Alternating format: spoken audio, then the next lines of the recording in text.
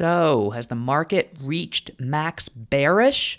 No, not that guy. That's Max Bear from the Beverly Hillbillies.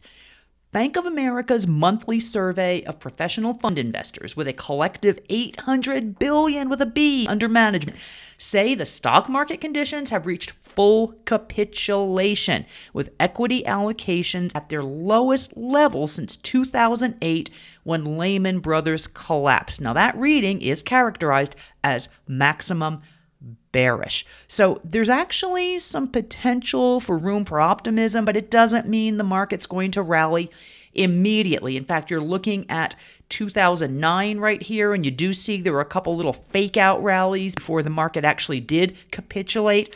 So we do have to be prepared for that before a rally really does begin.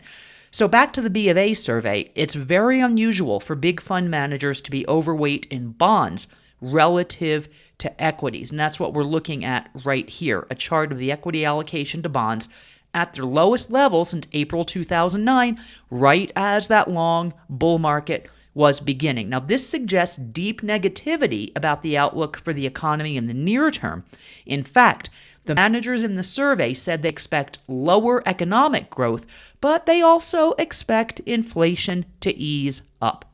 So on one level, this low weighting in equities is terrible. The people who invest billions for the long term think it's better to lend to the government at what are still really low rates, right, than invest in the profits of growing businesses. But on another level, opportunity may be knocking.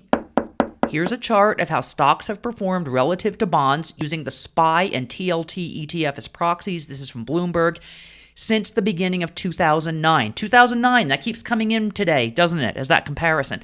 Now, the previous two times that fund managers went overweight bonds, that was after the 2008 crisis, which we've been looking at here today, and during the first COVID lockdowns in 2020. We all remember that.